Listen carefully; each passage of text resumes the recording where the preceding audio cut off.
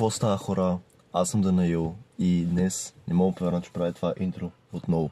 Норкото го няма и вече имаме нещо по-различно, но по-практично от една страна.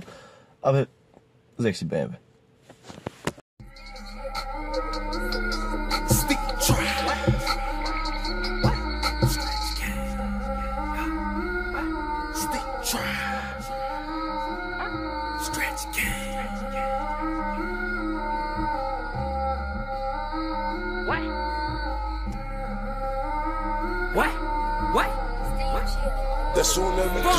Ain't got no holes in me. I'll be quick to run up, let it pop. That's just the O in me. Rest in peace to Silver 8 apart. Да, хора, реално реших просто пак да снимам, понеже намерих желание и мотивация реално.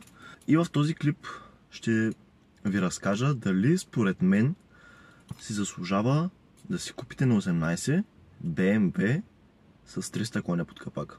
Не правя това видео в момента, за да се изфукам по някакъв начин. Тя колата не е за фукане, но въпреки че си я купих сам, бях си на 18 краят на юни и я купих на 11 септември.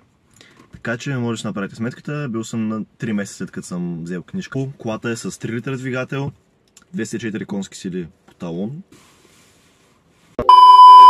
В момента е около 300, колата има стечен двигател, стечна кутия, няма катализатори, няма GPS, няма EGR, няма гидроклап, няма нищо.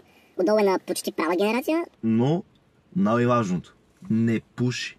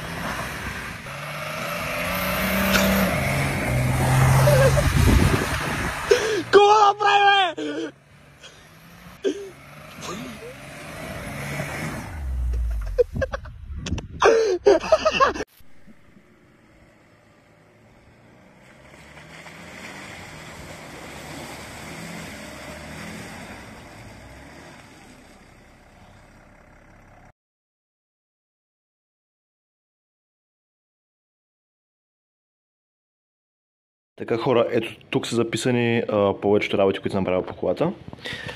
Така, като започнем. Покупка.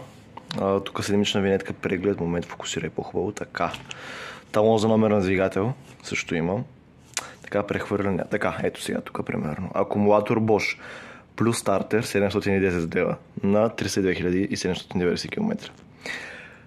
Предни накладки, тръби за антифриз, ремъци, обтекач на демпферна шайба, 2 пистови ремъка, 480 общо. Това всичко е на 304 300 км. Термостата съм правил. Маслен въздушен филтър плюс масло. Това е на 306. Сега направих още една смяна и смених и носач. И това е реално колата, която съм правил.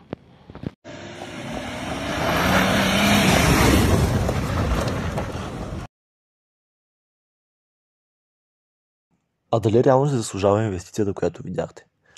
Ето, това са списък на градовете, които успях да посетя тази година и километрите, които съм изминал с колата.